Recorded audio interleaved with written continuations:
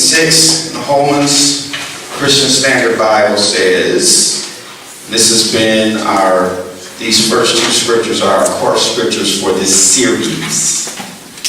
But Jesus has now obtained a superior ministry, and to that degree, he is the mediator of a better covenant, which has been, and the key words here are legally enacted on better promises. The covenant you have with God is a spiritually legal document. God obeys the rule of law. He sets up laws, and he will not violate the laws he sets up. Right?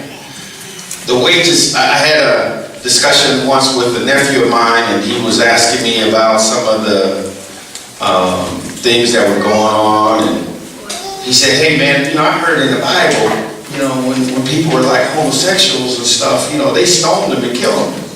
He says, does God think, does that is worthy of death? I said, yeah, he does. I said, the good news is that Jesus died the death. Amen. Jesus died the death. Right? Remember that whole dispensation thing? That was then. This is now. We're on the other side of the cross. So there is death associated with a bunch of stuff people do. Amen. But Jesus died the death so that you don't have to. That's right. Amen. And that's a legal, he legally suffered for that sin. So you can't be tried twice for the same thing. They call that double jeopardy. Can't happen. Can't be tried twice. Jesus already paid the price for that. That's why I say, you know what? All of the stuff from my past is in my past. It's already under the blood. Jesus already paid the price for that. I'm moving on. Okay? Legally enacted. Psalm 25:14 and 15. The secret of the Lord is with those who fear him, and he will show them his covenant. My eyes are ever toward the Lord, for he shall pluck my feet out of the net. We're getting the inner workings, the secrets of the covenant, trusting that as we focus our attention on God, whatever problem I'm in, he's going to get me out of. Right? Genesis 1:26-29. We did this last week, but the Lord told me I need to really slow down and give you some more about that thing on the blessing. So I have a list there on a handout after this scripture that you'll need to look at. Genesis 1:26-29. Then God said, let us make man in our image, according to our likeness. Let them have dominion over the fish of the sea, and over the birds of the air, and over the cattle, over all the earth, and over every creeping thing that creeps on the earth. That was that legal trust when God gave man dominion on the planet. So God created man in his own image. In the image of God, he created him, male and female, he created them. Then God blessed them, and God said to them, be fruitful and multiply, fill the earth and subdue it, and have dominion over the fish of the sea, and over the birds of the air, and over every living thing that moves on the earth. God said, see, I have given you every herb that yields seed, which is on the face of the earth, and every tree whose fruit yields seed. To you it shall be for food. All right, so some quick points on the blessing from Genesis 1:26-29. Now, I like to call this not just the blessing, I like to call it the blessing. The blessing. I want this one to stick out in your mind. The blessing. The blessing is not blessings. Oh, God bless me with a car. I'm not saying God didn't empower you to get it. Oh, God bless me with a house. God bless me with a good marriage. I'm not saying he didn't empower you those things. Those things are not the blessing. They are blessings. The blessing is the root. Blessings are the fruit. That's really important. Why? Because we're going to go down a few weeks in this series, and then we're going to see where Isaac blessed Jacob, and then Esau said, Daddy, bless me too. And he hadn't given him no stuff. Why was he crying? He hadn't given him no stuff. He spoke some words over him. He laid his hands on his head. And those words, spoken in faith by someone with spiritual authority, have the power to change destiny.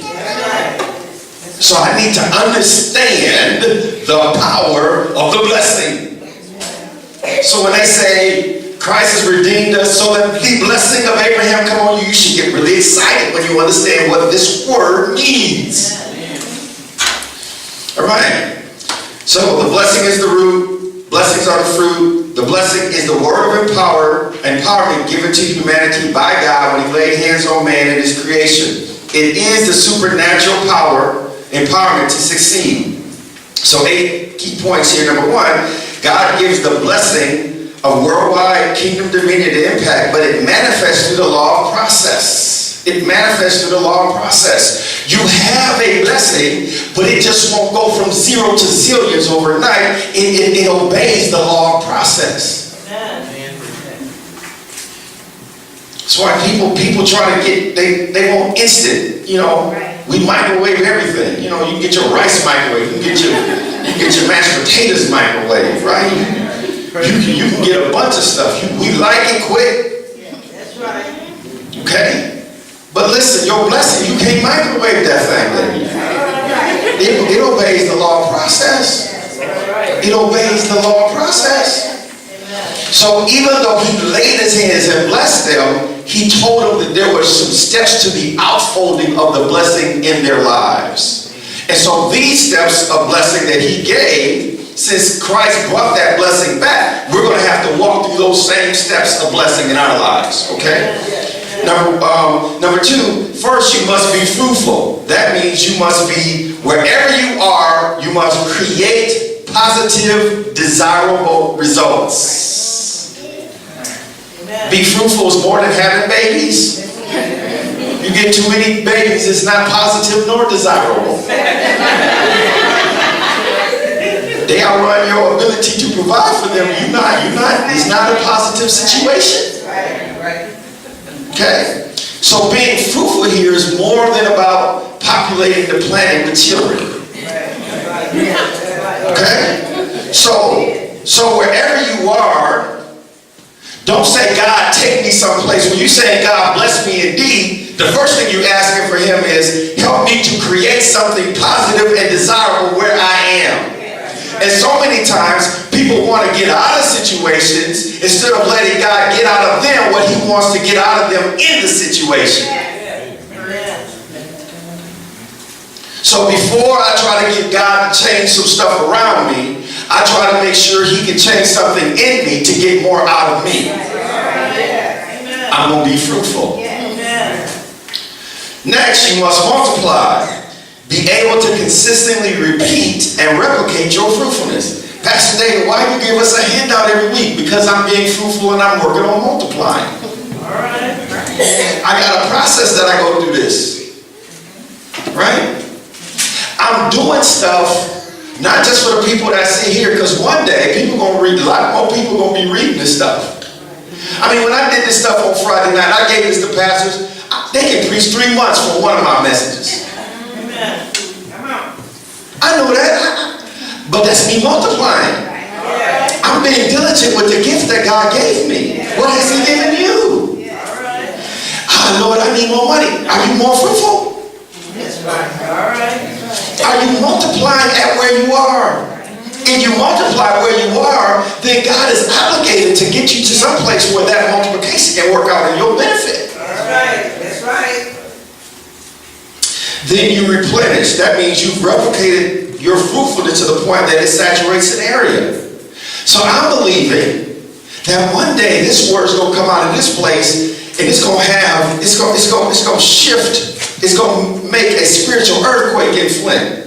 I know I'm producing stuff that other pastors not producing. Don't listen. Go to another church and see. Don't play me. But I'm asking God to walk me through the law process. I can't say, well, people want to go from 0 to 0. No, that's not how it works. I got to obey the law process. So I'm asking God, listen. Your pastor's believing for multiple locations. Y'all got awfully quiet. Y'all going to have to share me with some other people.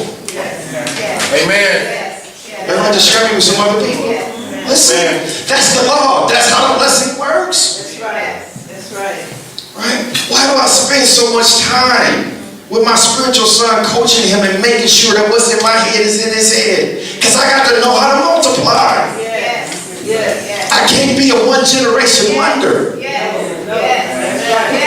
That's good preaching. See, God is not into seedless grapes. Yeah, you can quote me on that. God is not into, we like genetically modified food. I don't like the seed. It bothers me. God made that.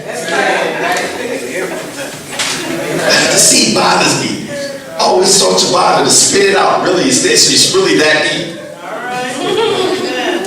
God is not into seedless grapes. He's not into one generation wonders. Everything he has multiplies.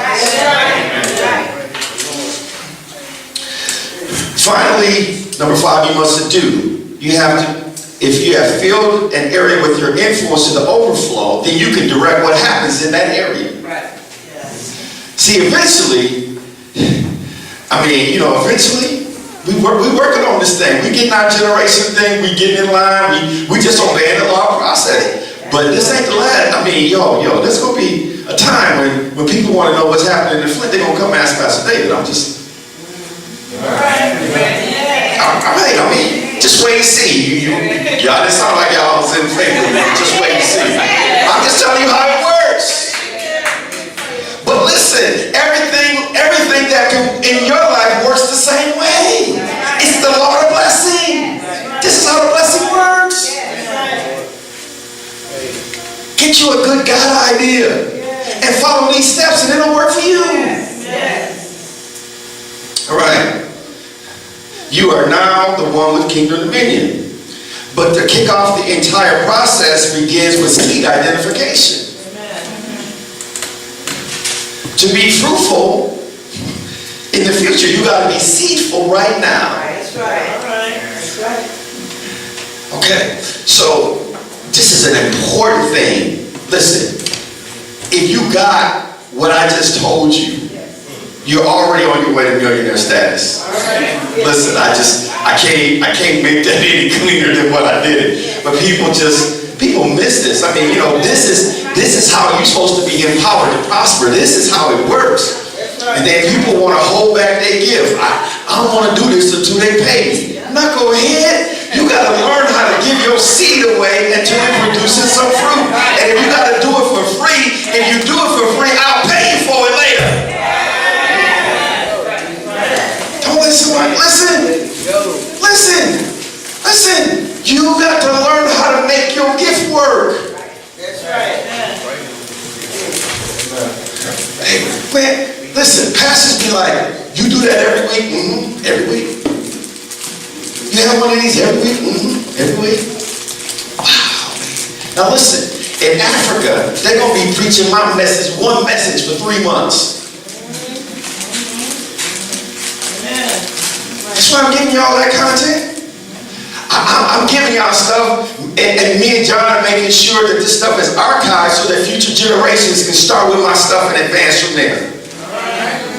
I'm really intentional about this because I'm not just doing it with the Sunday morning in mind. But everybody should think that way. That's how the blessing works. Are we clear on that? Okay? So go back in your life when you ask God to bless me and think about these steps that I just told you and see are you qualified for the blessing you're asking for.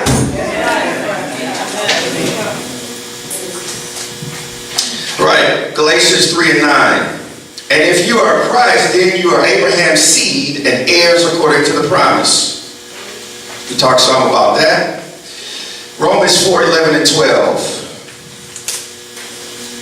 I'm reading this one out of the Amplified, and it's talking about Abraham. And he, Abraham, received the mark of circumcision as a token or an evidence and seal of the righteousness which he had by faith while he was still uncircumcised.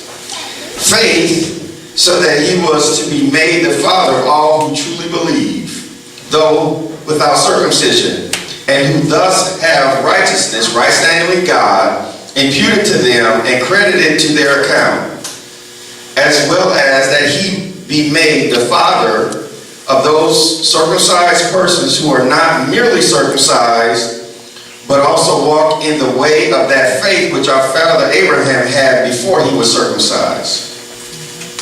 All right, some quick points here on Abraham's faith. Number one, Abraham had right standing with God by faith. He believed God, the scripture says, and God counted his faith as righteousness. Right? So it wasn't that he did a bunch of stuff and God made him righteous.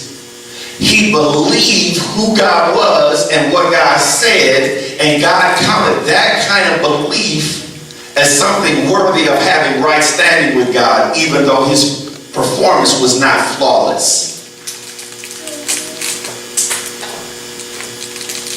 So that means I can be right with God even though I'm still working through some things. Because that's what Abraham was. He lied about his wife a couple times. So he wasn't, flawlessness wasn't the issue. Okay? All right. Number two, his covenant righteousness was marked by circumcision. So the righteousness came first and the circumcision followed. And we'll go through those scriptures in a future Sunday about when he was actually circumcised. But what you must realize is that your right standing comes first and then your right standards follow. You don't, because why are you saying this in such clarity? Because some people say, when I get my act together, then I'm going to come to God. They think that they can get right standards first and then they'll have right standing. That's not how it works. You're never going to get that good. No matter how good you get. So you start with right believing, and then based on that belief, you start acting in line with what you believe. Because faith without action is dead. But I have to realize, you know that old joke of the riddle, which came first, the chicken or the egg? Well, we know from Genesis chapter 1 that God made this chicken first, and then he said, be fruitful and multiply, so the egg came later. So we know the chicken came first. Just read your Bible. It's an open book test. Just read the first chapter of the book. It's right there. You know the answer. Which came first, the chicken or the egg? You already know the answer. It's right there, the first chapter. You don't even have to go very far in the book to figure it out. So which came first, right standing or right standards? Right standing comes first. I believe God. I believe the right thing. And then I begin to behave in the right way.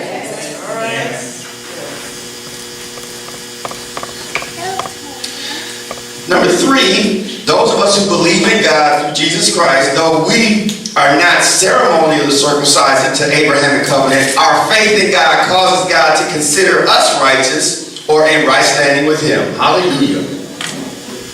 I got righteousness with God. Now the devil tries to talk you out of that because he tells you, you know, you an old ugly thing, you know what you did last night.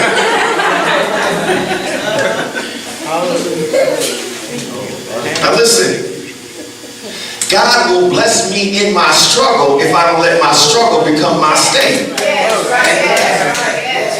Now I'm not going to go out here calling sin righteousness. I'm not going to adopt this and say this is just my lifestyle.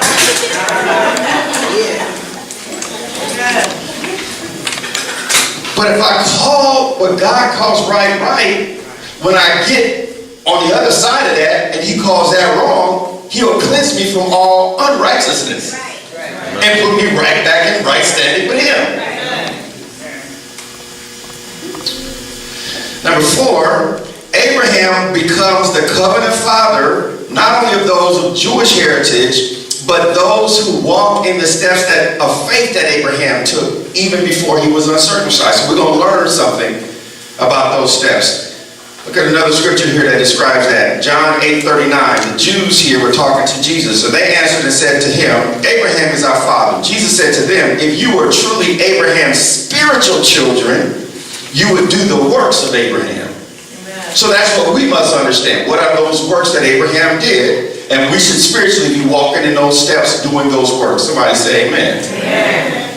All right, so we've given you 3 objectives. Number 1, strengthen your consciousness, confidence, and consistent application of your God-given covenant. 2, highlight its eternal nature, excellent character, and effective power in overcoming the challenges of life. And 3, challenge you to enforce your covenant rights in the face of difficulty, dilemmas, and demonic interference until your deliverance is secure. So we've given you a number of definitions on covenant, but I've got some new ones here. Covenant, God made and makes covenant. A covenant is a legally binding spiritual agreement. He makes it with a covenant man, and these covenants that God makes concerns his dominion, his law, his promise, and obedience to law, and the necessity of successors. Covenants demand succession. Why?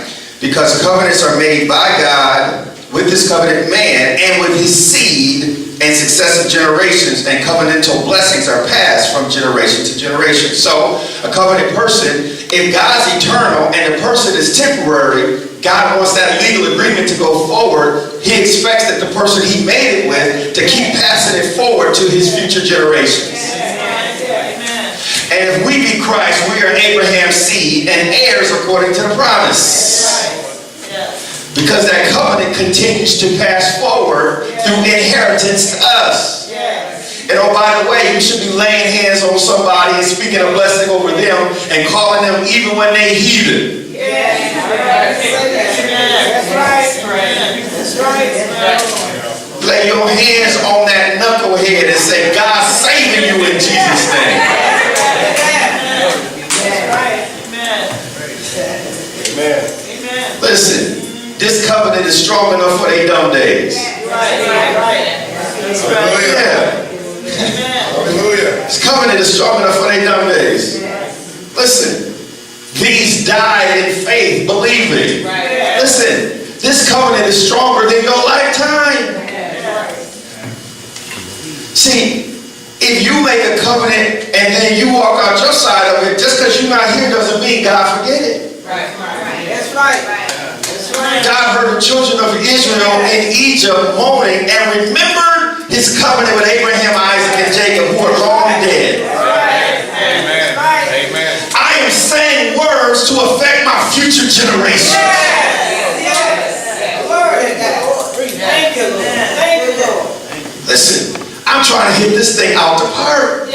Man, Pastor, why you work so hard? Listen, your pastor is a hard-working pastor. And I'm not saying that for y'all to feel sorry for me, but I got something in me that I know I got to get out and put in my generation. And I got to do something that affects future generations. That's why I do what I do, because this blessing can't stop. But that's true for you too. But you got to grasp hold of it.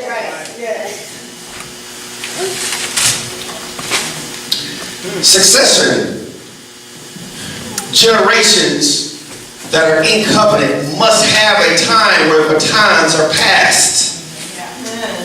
The effective transfer, transmission, and transition of a leader's vision, passion, purpose, intent, dream, character, standards, values, morals, and qualities to succeeding generations of leaders. Succession ensures the preservation of legacy.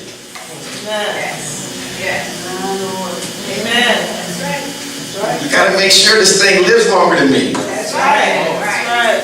If your successor is your same age, you got a problem. That's right.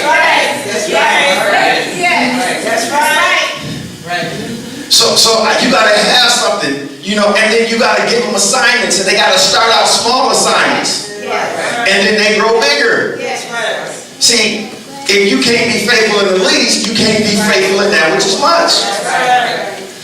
See, if Johnny blow $5, he gonna blow $50. He gonna blow $500. He gonna blow $5,000, and he gonna blow $5 million inheritance. That's right. So you fix it when it's small. You don't let his tricycle stay out in the rain and get rusted. If he won't take care of a tricycle, he won't take care of a car when you give it to him. Come on. You training him. Is it that deep? John know when he comes to my house and he's drinking something cold, I'm gonna tell him, this desk is wood. Put a coaster under that thing. I don't want a watermark on my desk. And he gonna have, but listen, I'm training him. Now when I'm dead and gone, he gonna remember, I need to put a watermark, I need to put a coaster under there. And listen, when I'm looking at who I'm gonna give stuff, because I'm doing my estate planning now. I'm not gonna have people fighting over stuff. I'm gonna tell you what you get. I'm checking who's doing what now. Oh, he needed less money. I saw how he blow what he got.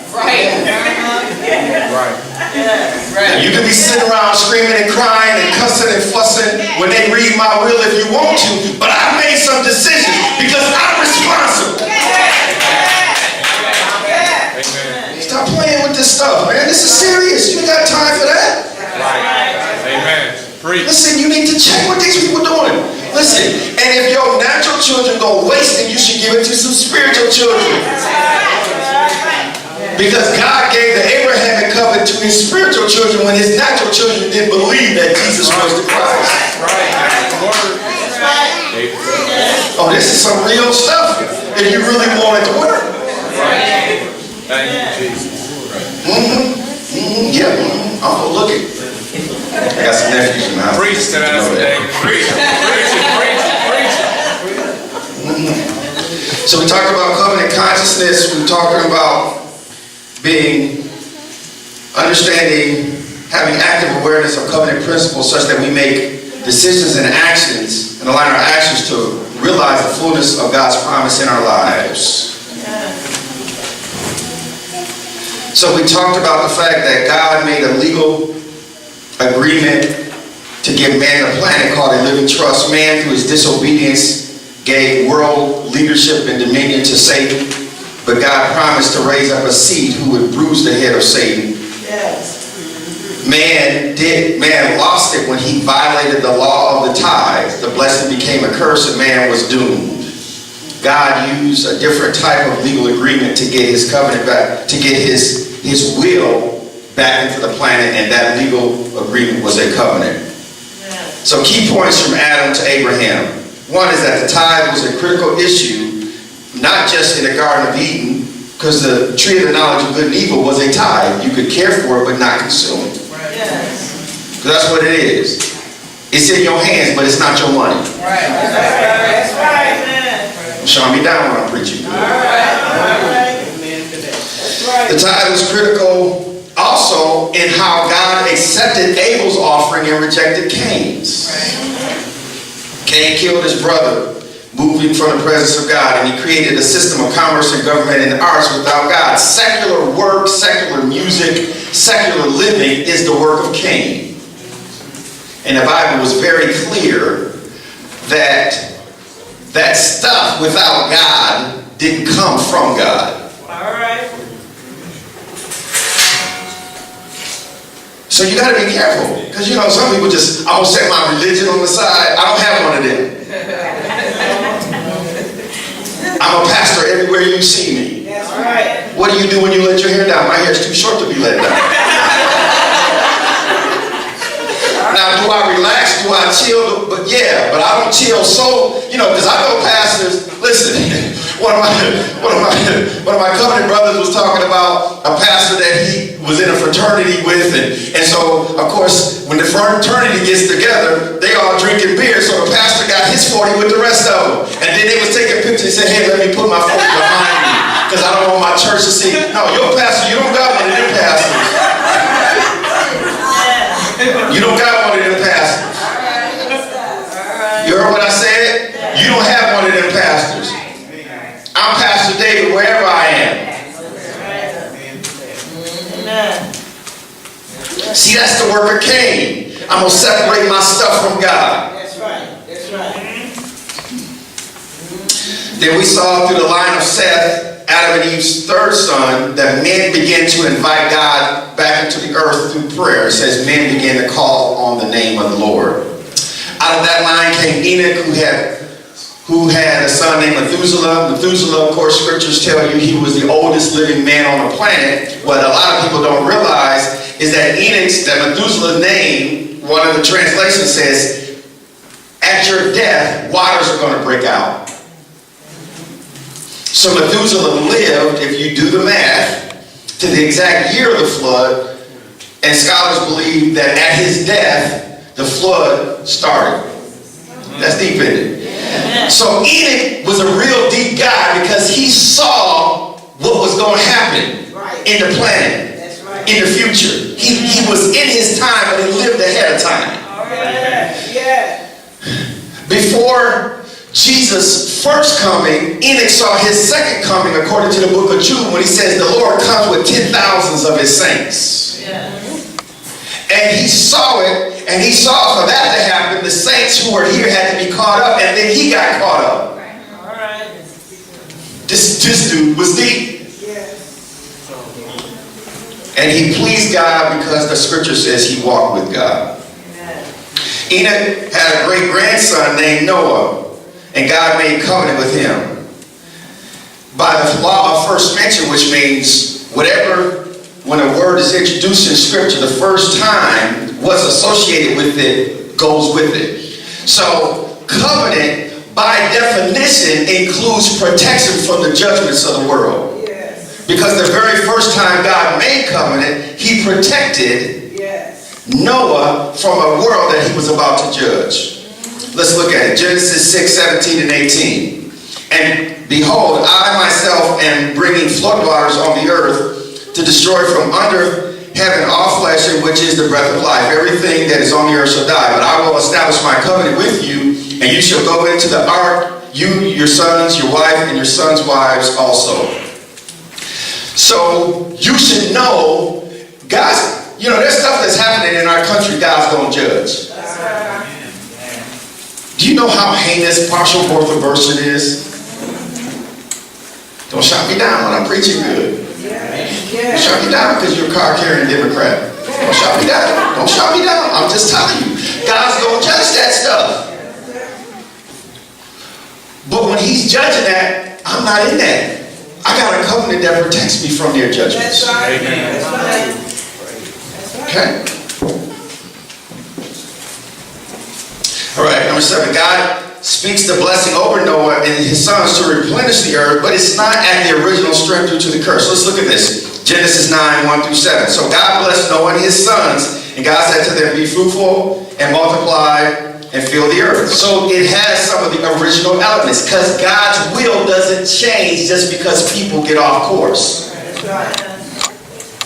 And the fear of you and the dread of you shall be on every beast of the earth, and over every bird of the air, and on all that move on the earth, and on the fish of the sea. They are given into your hand. Every moving thing that lives shall be food for you. I have given all things even as the green herbs, but you shall not eat flesh with its life, that is, its blood. You're not supposed to eat blood according to the Noah covenant. I know some of y'all like it rare. Yeah, I like the stuff like you can poke it and the stuff like it'll still come back and poke you back. But the Bible says you're not supposed to eat it because blood has life in it. Verse 5, surely for your lifeblood I will demand a reckoning. From the hand of every beast I will require it, and from the hand of man. From the hand of every man's brother I will require the life of man. Whoever sheds man's blood, by man his blood shall be shed, for in the image of God he made man. And as for you, be fruitful and multiply. Bring forth abundantly in the earth and multiply in it. But it didn't have that same dominion element in it, did it? It didn't have the same words about dominion at the beginning, because the curse is now in here, and now God has got to work to get his dominion back into the planet. All right, number 8. God also made covenant with Noah to never destroy the earth with water again, and made the rainbow as a covenant memorial. Genesis 9, 11 through 15. Thus I establish my covenant with you. Never again shall all flesh be cut off by the waters of the flood. Never again shall there be a flood to destroy the earth. And God said, this is the sign of the covenant which I made between me and you and every living creature that is with you for perpetual generations. I set my rainbow in the cloud, and it shall be for the sign of the covenant between me and the earth. And it shall be when I bring a cloud over the earth that the rainbow shall be seen in the cloud. And I will remember my covenant which is between me and you and every living creature of all flesh, the waters shall never again become a flood to destroy all flesh. And oh, by the way, God also has a rainbow that's around his throne. See, because like I got a covenant ring, but she got one too. What happens if, what happens if I live in a desert and there's no rainbow?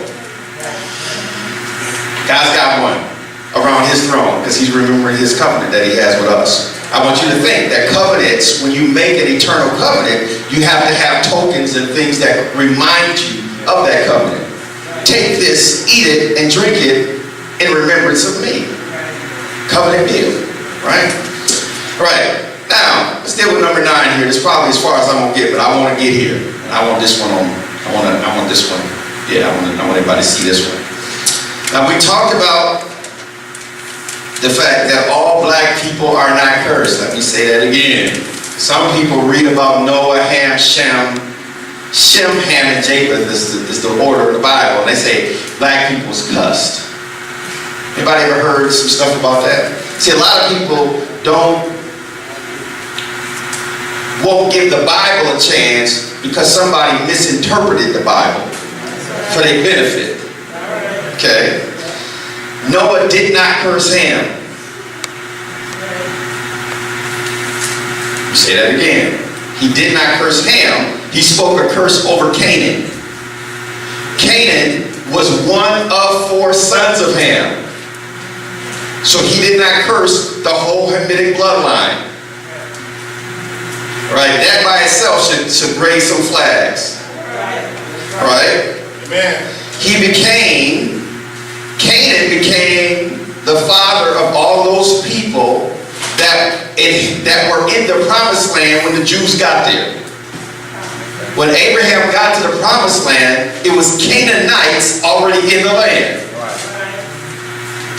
All right, so let's talk about this. First of all, even if it was that all black people was cursed, Jesus redeemed us to God from all cultures and ethnicities into his kingdom by the blood, and Christ has redeemed me from all curses of the law. Right? Even I was reading some commentaries this morning, and they were still saying, well, this is why slavery and stuff occurred. Yeah, just because people got degrees don't mean they right. That's right. Just because they wrote a book about it don't make it right. That's right. Come on, that's right. They wrote a book about the Bible, but they book not the Bible. Right. Right.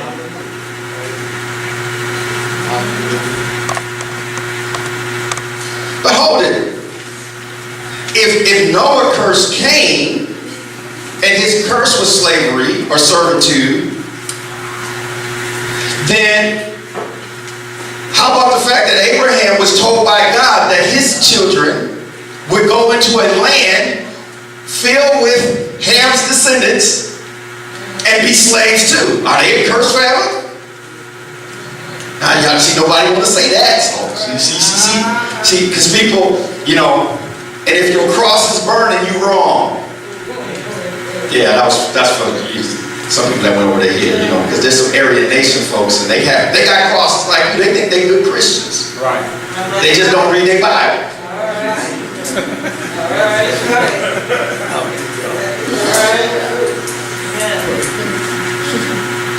See, Ham's other sons was Mizraim. Mizraim became Egypt, and Cush became Ethiopia. Right? Now, if we say the descendants of Ham is cursed, and then we say all of them was the black people that got into slavery, then why do you have Cleopatra looking like Elizabeth Taylor?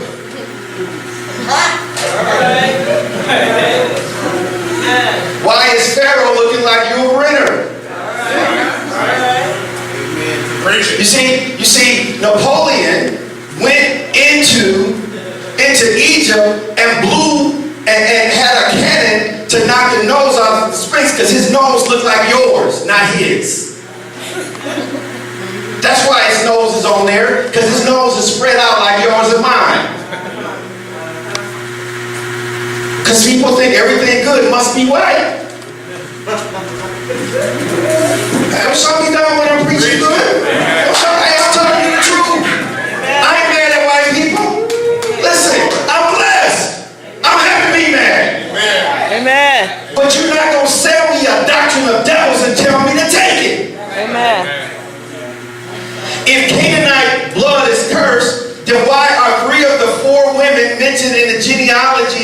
was Canaanites. Yeah. Yeah. Come on now. In Matthew chapter 1, they right there. Yeah.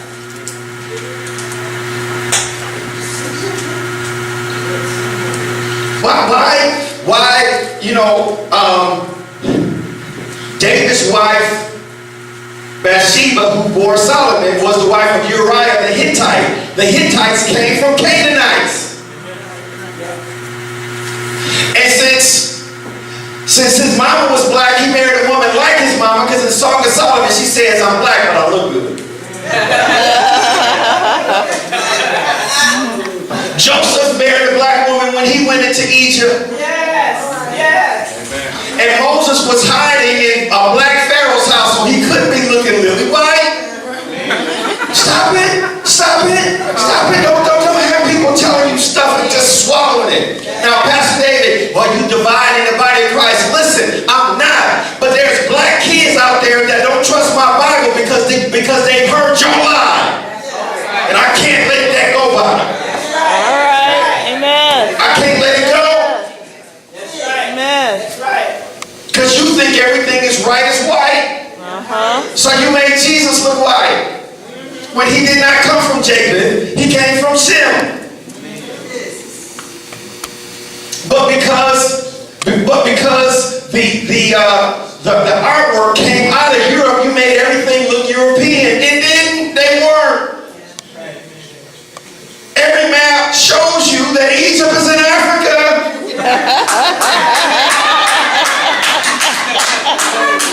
Amen. Amen. Come on, Holy Ghost. Lord, have mercy. Now, why is this stuff so important? You see, in the Reconstruction era, blacks and poor whites were working together to rebuild the economy of the South. Yeah. And so, the white rich folks said, if we don't do something about this, we're going to be in trouble. So what did they do? They came up with a theology that says, I know you white and poor, but you're still better than a black man. So then people began to live vicariously like, I'm not as rich as this rich white man, but I'm on his team. Much love, Trump. Much love. Much love. So they began to go against their own economic self-interest to identify with some rich white person because they realize, they feel like, if I'm poor, but I'm better than a black man. Wow. I was listening, I got the CDs of Martin Luther King. He broke this stuff down. I was like, chill, this was in the 60s and we still living with this today. I was like, my God, it's right here today. It's right here today. He broke that down. I said, Jesus, that's good. I'm glad I got these CDs because faith come by hearing. That's right. Amen.